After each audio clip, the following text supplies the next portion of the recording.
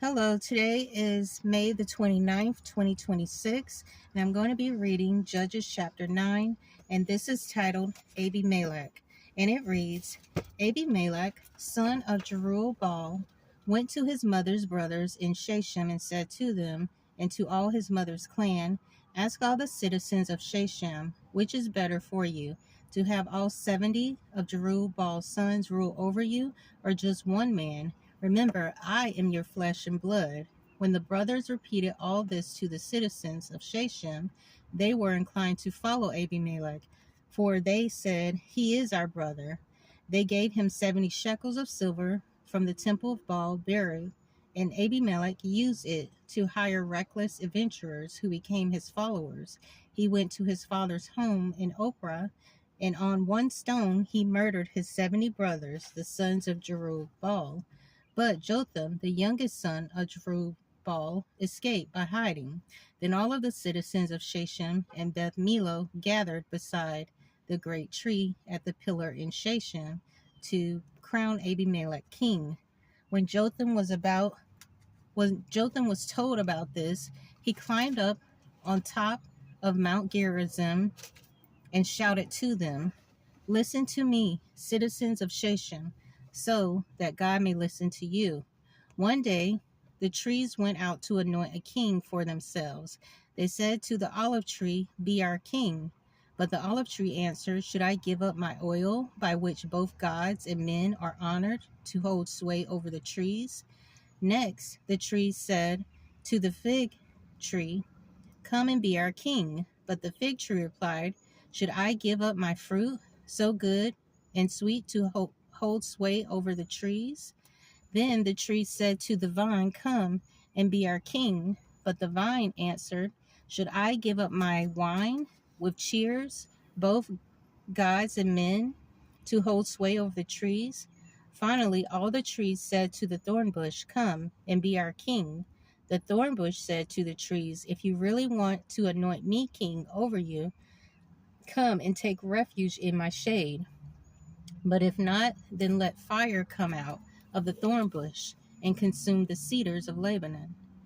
Now, if you have acted honorably and in good faith when you made Abimelech king, and if you have been fair to Jerubbaal and his family, and if you have treated him as he deserves, and to think that my father fought for you and risked his life to rescue you from the hand of Midian, but today you have revolted against my father's family, murdered his 70 sons on a single stone, and made Abimelech, the son of his slave girl, the king over the citizens of Shechem, because he is your brother.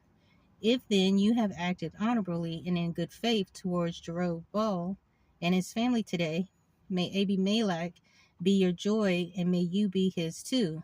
But if you have not, let fire come out from Abimelech and consume you, citizens of Shechem and Beth Millo, and let fire come out from you, citizens of Shechem and Beth Millo, and consume Abimelech. Then Jotham fled, escaping to Beer, and he lived there because he was afraid of his brother Abimelech. After Abimelech had governed Israel 3 years, God sent an evil spirit between Abimelech and the citizens of Shechem, who acted treacherously against Abimelech. God did this in order that the crime against Jerubbaal's 70 sons, the shedding of their blood, might be avenged on their brother Abimelech and on the citizens of Shechem who helped him murder his brothers. In opposition to him, these citizens of Shechem set men on the hilltops to ambush and rob everyone who passed by, and this was reported to Abimelech. Now Gaal, son of Ebed, moved with his brothers into Shechem, and its citizens put their confidence in him. After they had gone out into the fields and gathered the grapes and trodden them, they held a festival in the temple of their God. While they were eating and drinking, they cursed Abimelech. Then Gaal, son of Ebed, said, Who is Abimelech, and who is Shechem, that we should be subject to him? Isn't he Jerubbaal's son, and isn't Zebul his deputy? Serve the men of Hamor, Sheshem's father, why should we serve Abimelech? If only this people were under my command, then I would get rid of him. I would say to Abimelech, call out your whole army. When Zebul, the governor of the city, heard what Gaul's son of Ebed said, he was very angry. Under cover, he sent messengers to Abimelech, saying, Gaul, son of Ebed, and his brothers have come to Shechem and are stirring up the city against you. Now then, during the night, you and your men should come and lie in wait in the fields in the morning at sunrise and advance against the city. When Gaul and his men come out against you, do whatever your hand finds to do. So Abimelech and all of his troops set out by night and took up concealed positions near Shechem in the four companies. Now Gaul, son of Ebed, had gone out and was standing at the entrance to the city gate, just as Abimelech and his soldiers came out from their hiding place. When Gaul saw them, he said to Zebul, Look, people are coming down from the tops of the mountains. Zebul replied, You mistake the shadows of the mountains for men. But Gaul spoke up again, Look, people are coming down from the center of the land, and a company is coming from the direction of the soothsayer's tree. Then Zebul said to him, Where is your big talk now?